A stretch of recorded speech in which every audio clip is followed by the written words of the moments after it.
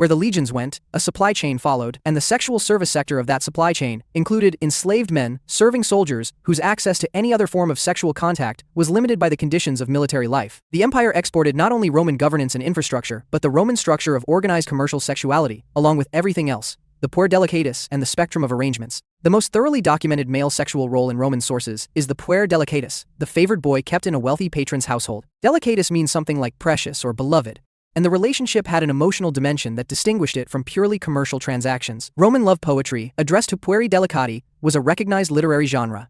Martial wrote it, Catullus wrote it. When the Emperor Hadrian's favored companion Antinous drowned in the Nile in 130 CE, Hadrian's grief was so extreme that he founded a city in the boy's honor, ordered his deification throughout the empire, and commissioned a sculpture program representing Antinous that produced more surviving portraits than almost any other individual from antiquity. Antinous was not a prostitute. He was, by the standards of his relationship, beloved. His story illustrates the far end of the spectrum, what was possible at the extreme of favorable circumstance for a young male in a sexual companion role. Genuine attachment from a powerful patron, eventual quasi-divine status, portraits surviving 2,000 years. He was also a young man from Bithynia whose relationship with the most powerful man in the world began when he was somewhere between 12 and 15 years old. The emotional reality for Antinous, the fear or affection or calculation or resignation he brought to that relationship, is not something any source records. Most pueri delicati were not Antinous. Most were enslaved boys in households where their situation was determined entirely by the temperament of the owner. If that owner was kind, the conditions were tolerable. If he was indifferent or cruel, they were something else. The role had a built-in expiration.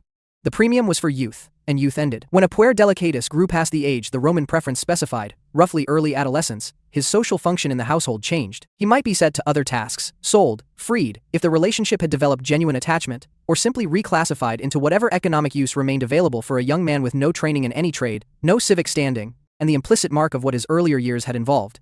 The commercial end of the spectrum operated differently. The fornaces, the arched spaces under theaters and public buildings, and the lower-end establishments in Rome's entertainment districts served a rotating anonymous clientele rather than a single patron. The price per encounter was low, and the sources are explicit that male sex workers generally commanded lower prices than female ones in equivalent commercial contexts. This fact appears in Roman satirical literature as one of several layers of degradation available to be mocked. You were cheap. You provided a service to people who paid almost nothing for access and faced no consequences for how they used it. The person who managed the establishment had economic reasons to maintain your physical condition up to a point, and that interest fell well short of protection against the ordinary violence of the work. Your working day in a commercial context had no defined end. You worked when clients arrived. You ate what you were given, which was probably sufficient in the way that maintaining functional property is sufficient, meaning adequate to the purpose without excess. You slept in the establishment or in shared quarters. Any money that passed through the transaction went to whoever owned or operated the establishment, unless you had accumulated some small personal fund through the informal toleration of your owner. You had no legal right to the money, no legal right to refuse, no legal right to recourse if something went wrong. The entire framework of Roman property law that governed the transaction was organized entirely around the interests of the people on the other side of it. Political uses and what they reveal. Roman political culture had developed a practice of using accusations of sexual passivity as a weapon, and the weapon's rhetorical force depended entirely on the existence of people like you. The accusation that Julius Caesar had been the passive partner in a relationship with Nicomedes IV of Bithynia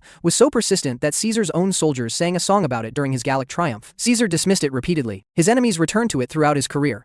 Cicero deployed equivalent accusations against Catiline. Roman historians used them against emperors the tradition judged poorly. Suetonius's accounts of Caligula, Nero, and Domitian include detailed allegations of passive sexual behavior, some probably factual, some certainly invented, most organized to support conclusions the author had already reached about their subjects' fitness to rule. None of this political discourse had any interest in the actual people whose existence gave the accusations meaning. The person allegedly penetrating Julius Caesar appears in the record as a rhetorical datum, not as a human being whose experience of the encounter matters. The workers in the establishments where Roman men conducted their anonymous encounters appear in the satires as types, as evidence of cultural decadence, as vehicles for jokes at the expense of clients who spent too much, or patrons who felt too much. The experience of the person on the other side of those encounters was not a category of information Roman literature was designed to preserve. The tax records are the most straightforwardly factual documents. The meretrix tributum, the prostitute tax, collected by the state at a rate calculated per encounter, documented that the Roman government knew exactly what it was taxing, and had decided that revenue was the appropriate relationship between the state and the institution it was overseeing.